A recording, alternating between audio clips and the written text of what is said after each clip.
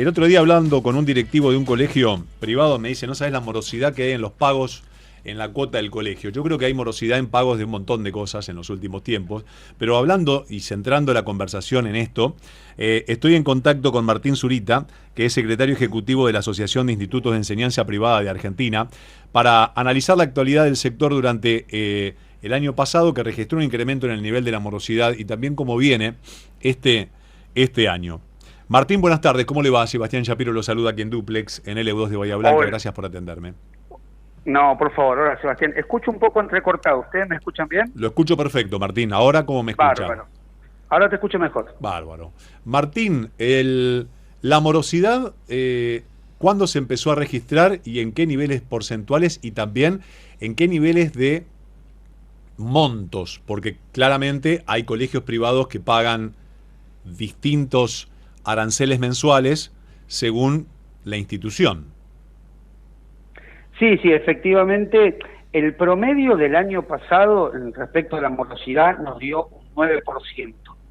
En realidad, los últimos años, de post-pandemia, los índices de morosidad fueron aumentando. Después, a medida que termina el año y comienza la inscripción para el otro año, las familias van realizando planes de pago, etcétera, y se va normalizando la mayoría de los casos. Pero el año pasado hemos cerrado con un nivel alto de morosidad del 9%, por supuesto promedio, y que se da parejo, pero más que nada en el nivel secundario. Luego en el nivel primario y por último el nivel que menos deudas registra es el nivel inicial. Y esto se vio reflejado en instituciones que tienen una masa de alumnos de aproximadamente qué cantidad y también qué promedio de cuota, porque hay colegios que pagan 1 millón, vamos a hablar de Bahía Blanca, ¿no? 1 millón de pesos, 700, 500, 300, hay muchos montos que son privados, pero son distintos los montos. Exacto, nosotros tenemos que diferenciar dos tipos de escuelas. Están las escuelas que tienen aporte estatal, que son la mayoría, por lo menos el 80%, el 75% de las escuelas de la provincia, y en Bahía Blanca en un poquito más inclusive de esa proporción, que tienen los aranceles de alguna manera limitados por el Estado, porque cada vez que se aumentan, la autorización la da el Estado provincial. Y esas escuelas, depende del porcentaje de subvención, pueden estar de entre los 30.000 a 60.000 pesos del nivel inicial con el 100%, hasta 200.000, 250.000 pesos con un 40%, depende si tienen materias extraprogramáticas o no. Y las escuelas que no reciben aporte estatal, desde ese monto, de 200 y pico mil pesos en adelante. ¿Se debe a la coyuntura? ¿Cuál es la conclusión que han sacado? Sí, en los últimos años la coyuntura económica, siempre la escuela es un reflejo de lo económico, ¿no? El año 2022, por ejemplo, que fue tan inestable económicamente, también se dio el proceso. Nosotros lo que sí notamos es que las familias hacen un esfuerzo muy grande para sostener a sus hijos en las escuelas de gestión privada y es lo último que se resigna. E inclusive cuando tienen problemas para afrontar los pagos en tiempo y forma, también las escuelas hacen un esfuerzo para que esa familia pueda seguir estando en la escuela. Ninguna institución educativa quiere quedarse sin alumnos o dejar alumnos fuera de la escuela, sobre todo en tiempos donde hay una problemática que se acentúa, sobre todo en algunas regiones más que en otras, pero el tema de la baja de natalidad que está afectando a nuestro país como a otras partes del mundo es un tema que tenemos que considerar.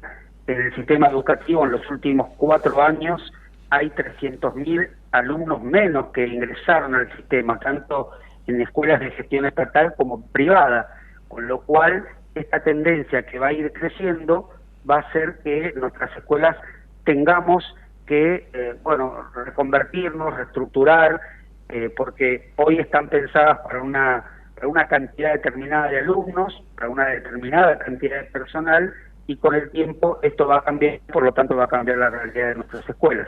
¿Cuáles son los ponderables que debe tener en cuenta una institución privada para que le cierren los números en cuanto a sus obligaciones, masa salarial, los gastos, luz, gas, agua, estructura, porque hay colegios que quizás tengan un edificio donde están en construcción para aumentar servicios o para mantenerlo o porque es un edificio muy viejo. Cada uno debe tener que cerrar su número, por decirlo de alguna forma, teniendo en cuenta quizás bases comunes. ¿Cuáles son ellas? Independientemente de que dice, ¿por qué aumentó tanto la cuota si no hubo tanta inflación? O, che, están un par de puntos arriba con referencia a lo que venía pasando. ¿Qué se mira? No, en realidad nosotros tenemos una estructura de costos que entre el 75 y el 80% corresponde a la masa salarial.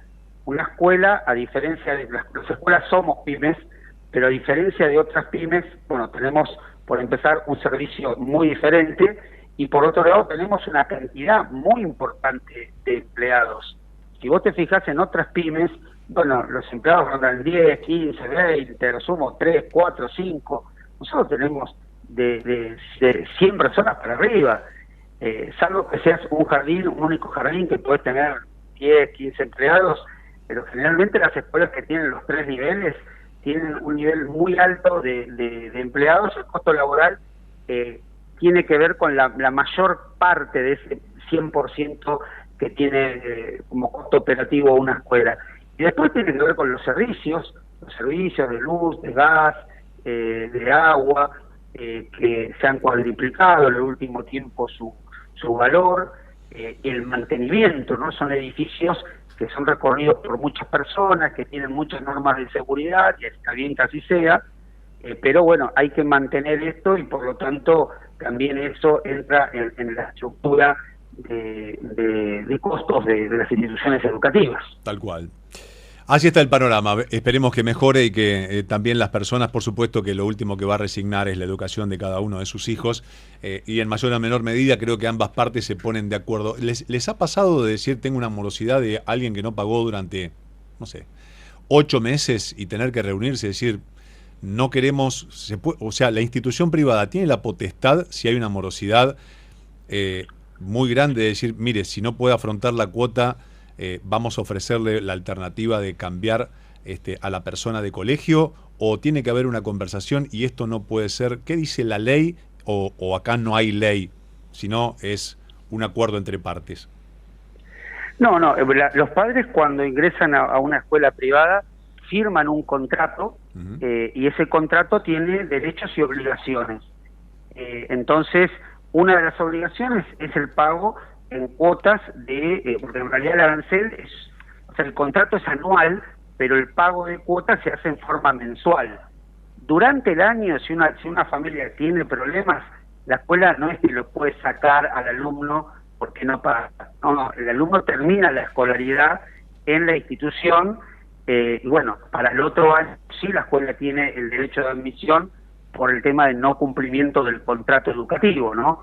Y después, bueno, deberá hacer las acciones como para que ese dinero pueda ser cobrado. Pero durante el año no es que se le suspende a un alumno la escolaridad si no paga la cuota. Ahí está. Martín, gracias por atenderme por estos conceptos. No, por favor, muchas gracias.